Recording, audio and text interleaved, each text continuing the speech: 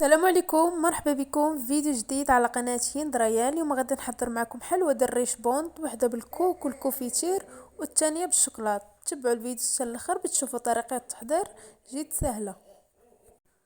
وفي قصريه غادي ندير 3 البيضات،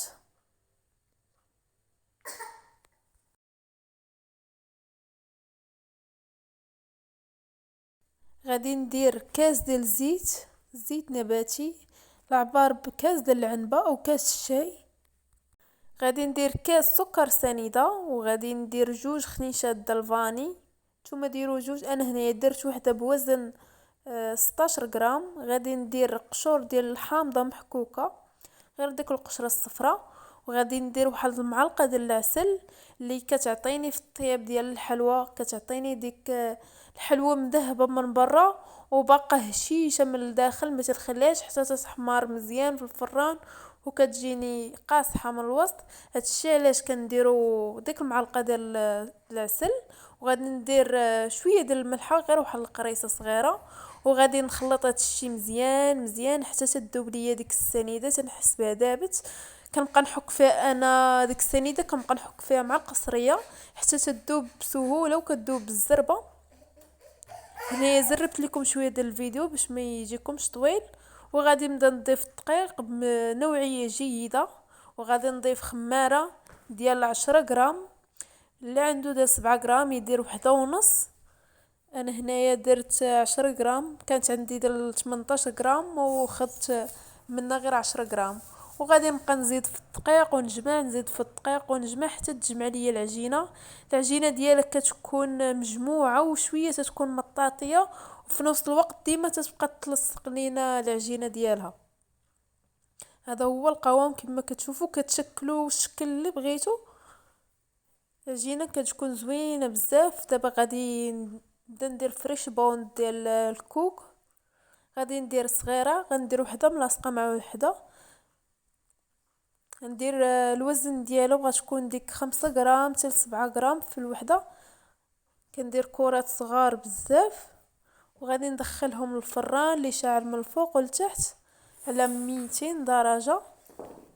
تياخذوا لي ديك حتى 15 دقيقه في الفران. هذا النص الثاني هنا شكلتهم كرات شويه كبار، ديك 20 غرام اللي غادي نديرهم ب شوكولاط.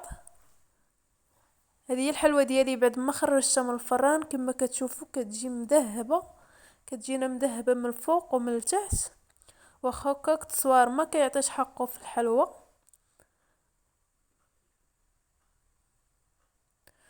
وفي هذا الاثناء غادي نبدا ندير وفي هذا الاثناء غادي نبدا نصيف هاد الحلوى ديال الكوفيتير والكوك. الكوفيتير اللي سخنته من قبل تنسخنوه حتى تيذوب ليا مزيان، وكنديرو في الكوك. في هذا الاثناء راني دايره الطاوه الثانيه في الفران وكنبقى مقابلهم بجوج. طريقه جد سهله.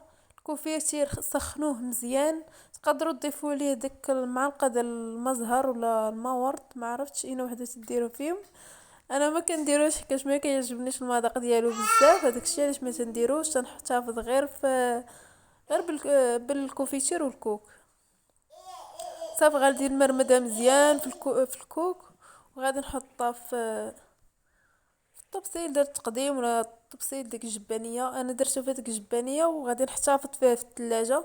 ديما الحلوه ديال الريشبون ضروري ديروها في الثلاجه، ولا تدوز غير 3 ايام برا وكتغمل. ضروري ومؤكد ضروري خاص الثلاجه. ملي تديروه في الثلاجه راه تدوم ليكم بزاف، تقدر تبقى لكم حتى الشهر كامل ما توقع لها والو، ديما كتبقى هشيشه ورطبه.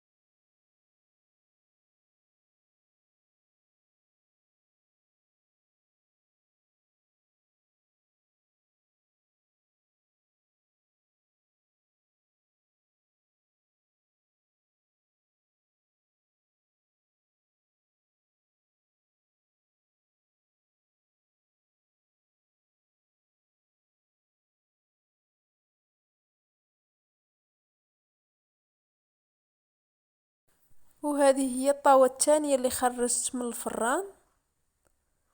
كما كتشوفوا هي كتجي كلها مذهبه، ومن الوسط راه تكون باقا فتيه فتيه بزاف.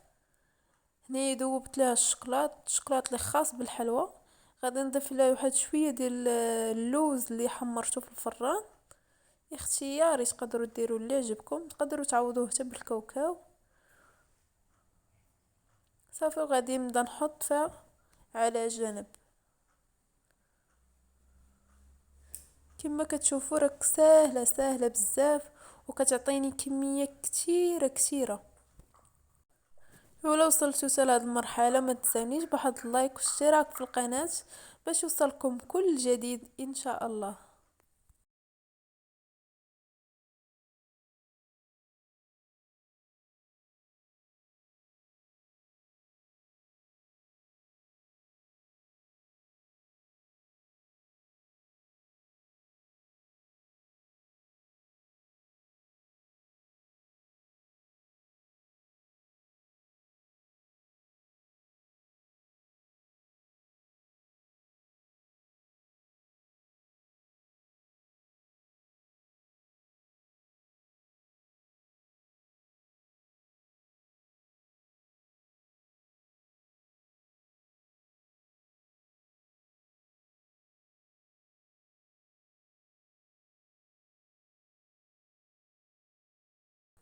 وهنايا بعد ما كملت الكميه كامله غادي نتقاسم معكم واحد الوحده. كما كتشوفوا كتجي رطبه بزاف وكتجي فتيه فتيه وبنينه وكتعجب كلشي، وضروري ما نوجدوها في الاعياد. ضروري من هاد الحلوى تكون واجده. وهذه الثانيه ديال الشوكولاط. بعد ما درتها في الشوكولاط راني حطيتها في الثلاجه حتى بردات وجمد على هذاك الشوكولاط مزيان. كما كتشوفوا من الوسط كتجي رطبه بزاف.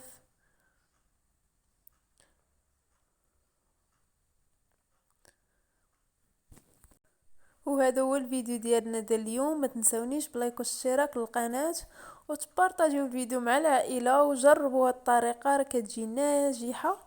واللي ضاق الحلوى عندكم غادي يشكركم وغيقول لكم تبارك الله عليكم، حلوه تجي بنينه ورائعه.